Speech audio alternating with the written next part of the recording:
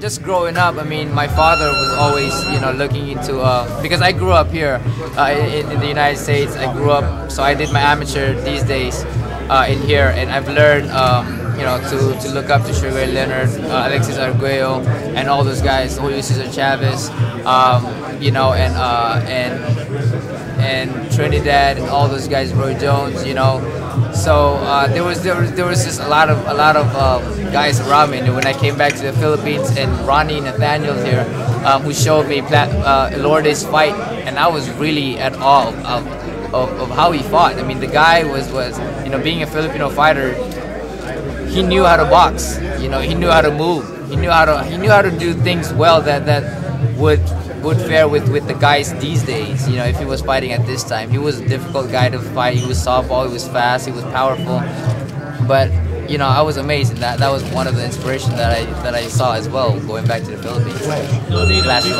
And then was he just a name to you? I mean, he was just a name. I've heard a lot from everyone. He was just a name that I've heard a lot from my father, from old school boxers that I've learned. Some friends of mine that knew him personally and stuff. He was just a name, but his legend and the way he was as a person was more of his legacy in that ring. He was a great man who had a great heart and who was kind to everybody. So to me, that was an inspiration in itself, to be kind and be blessed for everything that I have. I mean, that's why I am the way I am, is because I'm truly blessed, and because I've learned a lot from great guys like Ilorde. Yes. Yeah, we'll wrap right now. Yeah, we can wrap right here. The fact that I love my country. It's more the fact that I represent who I am, and that's Pinoy pride. I have a lot of Filipino pride in me. Ever since I was an amateur at 11 years old, I've always had that flag in my trunks. Fighting in the United States. I've always been known as a Filipino fighter out here. But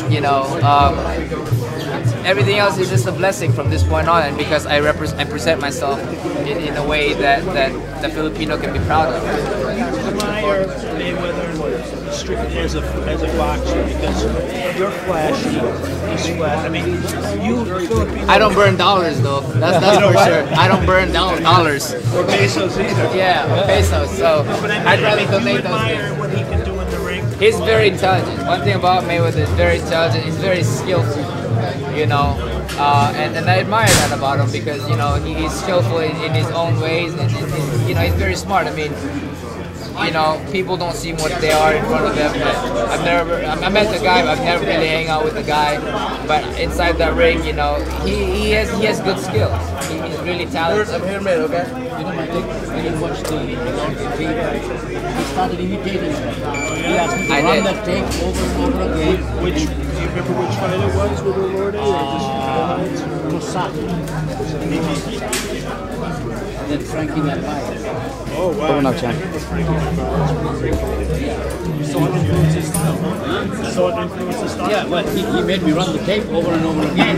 Well, the thing is, I'm a student of the game. I can fight my right hand stance, but I'm still learning to be better with my left hand. I mean, I believe that in order for you to be a great basketball player, you gotta learn to lay up both left and right. And that's one thing that I'm learning right now is to fight both left and right. I know my basketball, I guess. Nonito, Rachel told me that you spend typically when you're training, on a training day, when you're ready for a fight, you'll spend like 45 minutes a day on Twitter and Facebook, and then you personally interact with the public that way. That's unusual, isn't it? Well, it's not so. Well, the thing about it is unusual. For me, it's normal for me, because like I said, I'm blessed with everything that I have. I could be greater than I am, or I could be where I'm at now. But the point of it all, I'm blessed with the fans, and I'm always thankful for the fans. Do you think the average person knows on Twitter that if they post on your Twitter page that probably it's I read them all. No, but I mean it's probably you answering them, right? Yes, definitely. I mean, there's days that Rachel will ask me about, hey, this is what's going on in Twitter or Facebook. What should I say? Okay, can you type this and this and that? Sometimes Rachel will put her own word in there, but I'll tell her to do this, to do that. What do you do when you get negative comments? I block them. First time they get one shot. One shot. You know, the moment they start talking about, oh, you know, you're big-headed, you're this and this and that, you're nowhere near Manny. I'm like, dude, I'm not trying to compare myself with Manny. You know, the thing about me is I'm a very positive guy, you know, and I don't like negativity. You know, I like to spread the word of goodness in people's heart, the way it was spread in my heart. You know, and that's one thing that I want to do is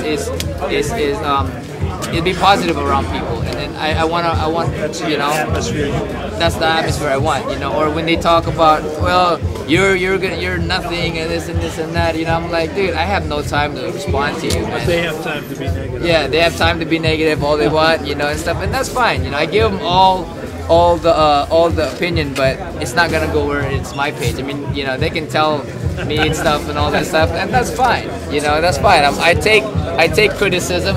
I take opinions. You know, everybody's entitled to their opinion, but in my page, it's my world.